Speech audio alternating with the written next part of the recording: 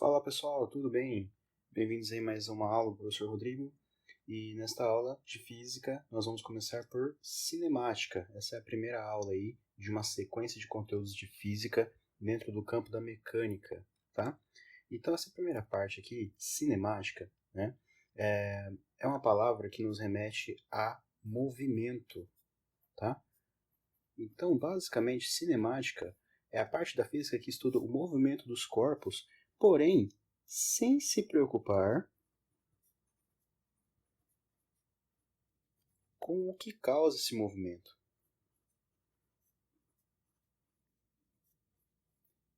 A parte da física que se preocupa com as causas do movimento é chamada de dinâmica, tá? Mais para frente nós vamos estudar isso.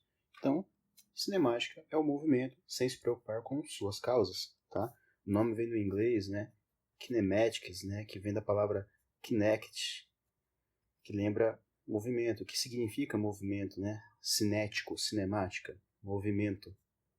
Daí até vem o famoso sensor do Xbox, sensor Kinect, ok? E aí, nós temos alguns conceitos básicos de cinemática que nós precisamos, né, definir logo no começo, antes de estudar as outras coisas. A primeira coisa que nós temos é ponto material. Tá? Esse ponto material, ele também muitas vezes é chamado de partícula. Eu, particularmente, prefiro chamar de partícula. A partícula, ela é um agente físico aqui que serve para representar um corpo, né? Representa um corpo.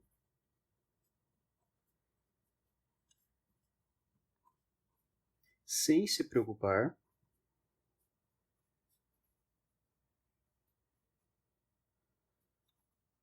com seu tamanho, com suas dimensões, né?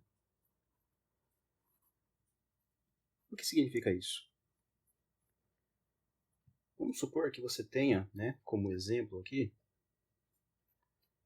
uma pequena formiguinha. Vou fazer uma formiguinha aqui, uma formiga maligna. E essa formiga, ela está num caminho gigantesco em relação a ela. Vamos supor que tenha uma rodovia enorme aqui que termina em outra cidade, tá? E aí, essa formiga, ela tem um tamanho que é comparável ao da rodovia? Não, uma formiga aí é da ordem de milímetros, né? E uma rodovia é da ordem de quilômetros. Então essa formiga aqui, ela pode ser considerada uma partícula ou um ponto material, tá? Em todas as situações da física que nós tivermos um corpo em questão que seja muito pequeno em relação ao ambiente onde ele está, ao que nós estamos comparando, nós podemos desprezar o tamanho dele e se preocupar somente com a massa ou com outras propriedades, como posição, velocidade e aceleração, que nós vamos estudar um pouco mais para frente, ok? Bom, o oposto ao ponto material é o corpo extenso. O corpo extenso é justamente quando nós precisamos considerar as dimensões do corpo, porque ele é muito grande em relação ao espaço onde ele está.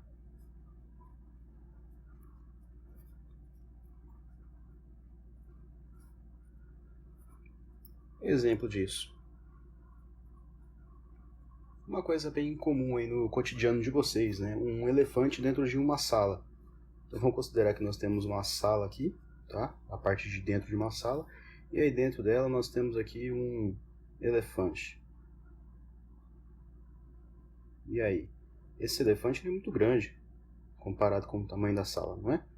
Seria muito grande, então nós temos que considerar o tamanho dele, porque qualquer movimento que ele faça vai alterar muito o que está acontecendo dentro dessa sala. Então esse elefante aqui, ele é considerado um corpo extenso, nós precisamos considerar as dimensões, ok? Bom, continuando, nós temos um conceito muito importante chamado referencial. E sem ele nós praticamente não conseguimos fazer nada na física. Tá? O referencial, falando de uma maneira bem simplificada, é o nosso ponto de referência.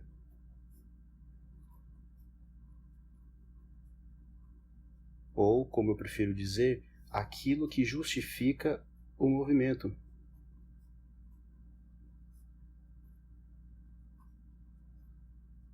O que significa isso?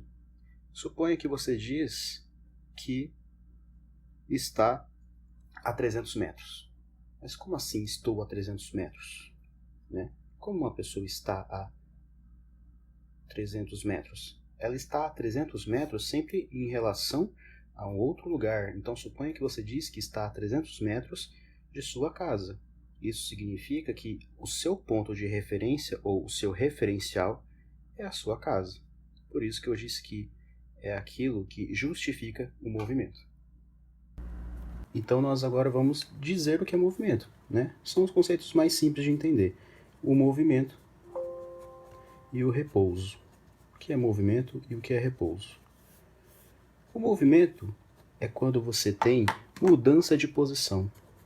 Então, movimentar-se é mudar de posição. E repouso é justamente quando não há essa mudança de posição, ou seja, é quando não há mudança de posição. Isso tudo em relação a um referencial, tá? Isso é muito importante. Em relação a um referencial, ok? Sem referencial, nada na física vale, tá bom? Nenhum tipo de movimento é considerado movimento se você não tiver um referencial para justificá-lo, ok? E aí, pessoal, fechando essa primeira parte aí da sequência de cinemática, nós vamos falar aí do que é trajetória e do que é deslocamento, tá? São coisas diferentes, por mais que muitas vezes as pessoas acabem considerando-as sinônimos. Elas não são sinônimos, são diferentes. O que significa trajetória? Vamos supor que você fez um caminho aqui, um parque, um caminho curvo até chegar a um lugar, uma casa, por exemplo. Vamos considerar que você saiu daqui, você, pessoa, do ponto A, para chegar até esse ponto B. Se você considerar toda essa parte do seu caminho, isso aqui justamente é o que nós chamamos de trajeto ou trajetória. Então a trajetória vai considerar todos esses pontos que você fez aqui, certo? O deslocamento não. Vamos supor que você tem esse mesmo caminho que você faz até chegar também a essa casa, esse ponto B, saindo aqui desse ponto A. E você faz ainda todo esse caminho. Mas quando você pensa em deslocamento, só importa o ponto inicial e o ponto final. Então, se você começou daqui, nós vamos chamar isso de ponto inicial, tá? Ou ponto zero. E aqui de ponto final, tudo bem? E aí, ele vai considerar somente de onde você estava até onde você chegou, tá? Somente esses dois pontos importam. Então, o deslocamento é a diferença entre A e B, ok? Então, não importa o caminho que você fez, só importa de onde você saiu e onde você chegou. Muito importante na física, né? Muito importante na física é nós temos aqui a nossa definição também de deslocamento, pensando já na matemática, na parte de cálculo. Por quê? Porque vai ser o nosso aliado aí para resolver problemas na física. O deslocamento a gente vai representar pela letra grega delta, que é um triângulo como se fosse uma pirâmidezinha, e aqui o S, ok? Também pode ser o delta x, delta y, delta z. Muitas vezes nós usamos letras diferentes por causa das dimensões, pensando em plano cartesiano, x, y e z. Podemos colocar delta S aqui para uma situação genérica, tá? Esse delta na física, ele sempre vai ser pensado como uma variação, ok? Variação de quê? Variação daquilo que está seguindo esse delta, que no caso esse S significa space do inglês, né? Que no português seria espaço ou posição. Então, delta S, né? Para quem não souber como escrever, aqui é a letra delta. Delta S significa variação de espaço, ok? E aí, para a gente calcular isso, nós precisamos saber o S final, que é a posição final, e subtrairmos da posição inicial, ok? Então suponha que a sua posição final aí, num exemplo bem simples, sua posição final em um lugar seja 50 metros. Você chegou em 50 metros. Mas você partiu já da posição inicial 10 metros, ou você partiu da posição 0, né? Depende aí da situação. Mas nesse caso eu vou colocar a final como 50 metros e inicial como 10 metros. Então você deslocou-se 40 metros, tá?